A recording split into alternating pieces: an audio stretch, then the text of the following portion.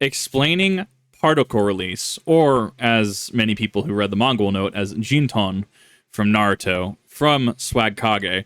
I've watched Swagkage for a while. He has an excellent series up on the releases, up on Kekkei Genkai. He even extends over into other series, such as Dragon Ball. I personally don't have enough experience with Dragon Ball to really say one way or the other.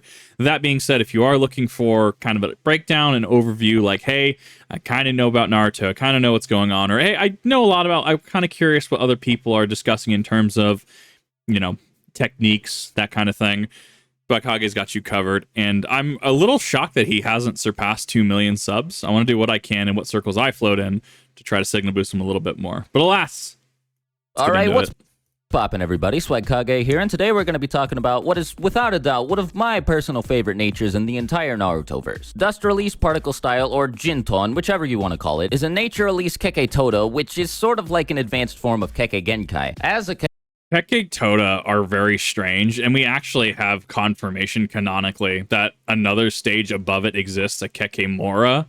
So, Kekkei Genkai are bloodline traits. Kekkei Touta would be bloodline limit, although you don't... Like how the Sharingan or Haku's ice style, right? Ice release is... That's a Kekkei Genkai, but that's kind of in their DNA. Like, that's from their clan, right? Kekkei Touta can seem to be taught, which we have obviously Mu here, and then we have Onoki, which is small Tsuchikage that can fly, right? They aren't related as far as we are aware, as far as I'm still aware in regards to current Boruto, and Onoki was able to be taught, or at least bequeath the secrets of Jinton, of particle style. And I think Dust is kind of an apt name because it does combine fire, wind, and earth. So it's very interesting. But we have Moura, which is Hiruzen in fighting Juubi.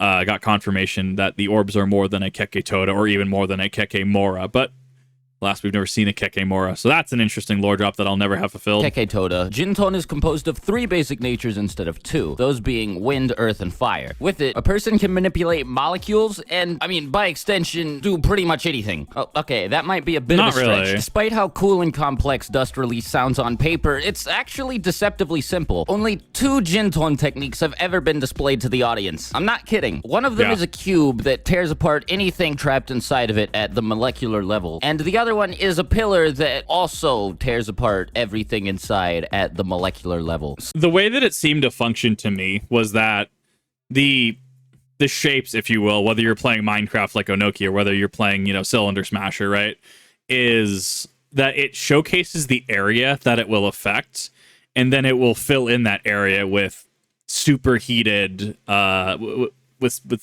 I guess superheated chakra, I guess is what we could say, right? Because wind and fire, we know fire will, from the chakra chart, right? Wind is weak against fire because it will just fan the flames. It will make the flames stronger. Now, if you add earth in there as well, you could potentially get even hotter depending on the minerals inside of it, depending on what level they are, microscopic, small, large even, right? The way it's always come across is it will designate an area on activation, and then on further activation, it will proceed to just absolutely incinerate whatever is in that vicinity, is how I've always kind of looked at it.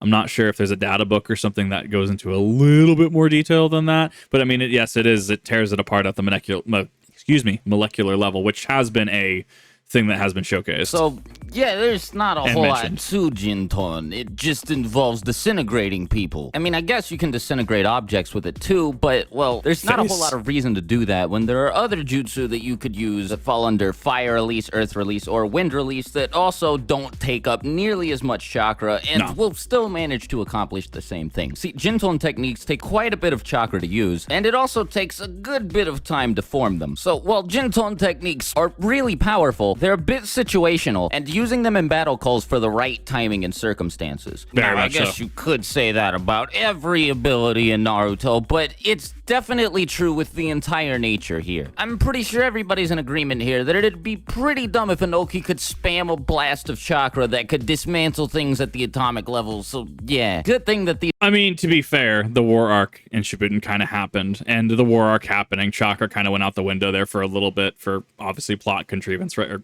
plot reasons at the very least, right? Because if you had Kakashi using 5 Raikiri, 5 lightning blades, right, and just collapsing from exhaustion, that's not necessarily entertaining.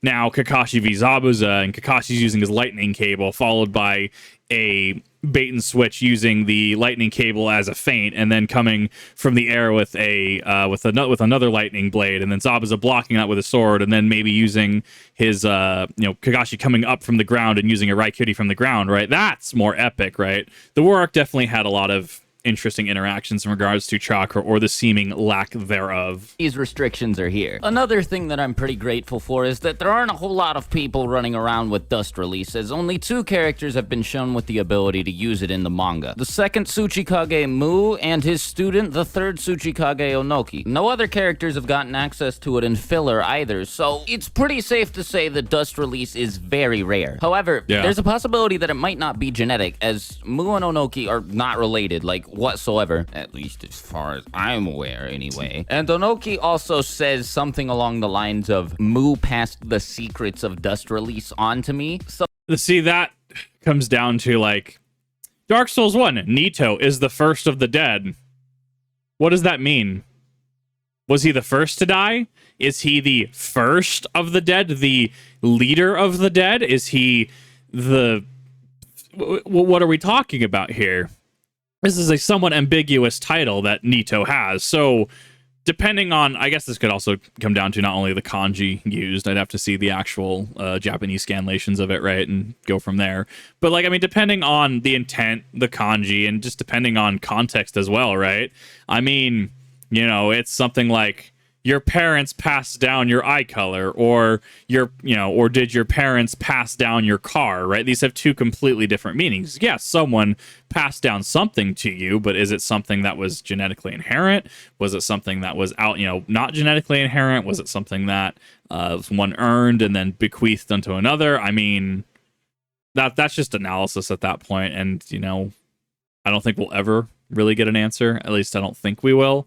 I mean, I think Onoki's time is actually up in Boruto, as far as I'm aware, too. So it is possible that it could be taught, but of course, this could very well just be Onoki saying that Mu taught him how to better utilize dust release, so who knows. But yeah, it's very simple, as you can tell, and didn't leave me with a whole lot to say about it. So in conclusion, Jinton is very powerful. Its techniques take a while to form, but they can be fired off very quickly once they've been created. There are only 2 known Jinton techniques in the series, and there are also only 2 known Jinton users in the series. Now, I asked you guys last week on the wood release video to leave a comment telling me which Kekkei Genkai nature you wanted me to cover.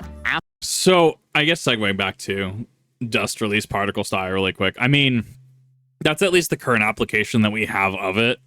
And, I mean, it would make sense to have some sort of failsafe to encapsulate this blast of energy, this confinement of chakra, if you will, especially if it can incinerate anything within it. I mean, it's kind of like when you're doing a world builder, right? You can see the outline or like the shadow or silhouette of something that you're trying to put down, right? But you haven't actually put it down yet. Similar concept, right? You're moving a giant block around and, oh, well, the block will be in this area. And then when you actually click the button, that's when you put that material and or project down, right? Same concept, except that wherever you're aiming this, whatever is inside of this perimeter is going to just be effectively non-existent after that point, because it will just dismantle everything at a molecular level. And we do see in, like, wind style Rasen Shuriken, right? We see in Naruto's own Rasen Shuriken. Well, it wasn't even wind style at that point, just Rasen Shuriken. It was using, tiny blades of air to destroy targets on a cellular level. So it's not even that far out there, honestly. And depending how hot something is, I mean, absolutely, it can incinerate things. It can make sure that something there's just a crater where it is. Sure, there might have been pipes, might have been buildings, might have been, materials in that circumference, in that diameter. But I mean, at that point, nothing exists at that point. So I don't know. It's one of those things that Jinton's kind of underrated, but it's also underutilized because of how selective it is. And if this is a Touta, Kekkei Touta, I can't imagine what a Kekkei Moura would be in setting, actually. After particle release, but none of you guys agreed. I got different answers from everybody, so I'll just do the one I'm personally most interested in next, which is magnet release. Quite a few people have requested it in particular Magnet anyway, release so is cool. yeah, sounds like a plan. Since I got people asking me for pretty much every Kekkei Genkai nature transformation, I'll just go ahead and cover all of them one by one. Until my next video though, make sure you subscribe if you're new here to get updates when I post new content. Leave a like if you enjoyed the video, and of course, as always, have a fantastic day. Thank you guys for watching the video all the way to the end. Hope you enjoyed it, and I'll see you next time. Swagkage out. Bye. And you should. Oh, yeah, I forgot about the ending. Should probably. I know it's a modified version of it. I should probably mute that because I've been having a lot of issues with YouTube copyright. But no, if you haven't checked out Swagkage, you should absolutely check out Swagkage. If I'm needing a reminder on something, his series on Renegon Explained, Tensaigon Explained, as we just went over, Jinton Explained, right, is kind of what I'll go to just to kind of brush up on it. And obviously, if I need something, super relevant, I'll go search out for the manga panels. I'll go search out, depending on what it is, the anime episode. I'll go search out, the wiki, worst case scenario, like how Fuinjutsu is classified in some capacity into Amaterasu. However, it's cool. It's a neat little neat series he's got going on, and I absolutely love going through it every now and again just to make sure. I actually had completely forgotten some of the points that he did about Jinton, and yeah. Let me know what you thought about this. Do you think that a Kekkei Moura would be potentially more destructive, less destructive? Do you think it'd be more common or less common? Let me know in the comments section. And if you want more of this content, definitely let me know as well. And I'll see you in the next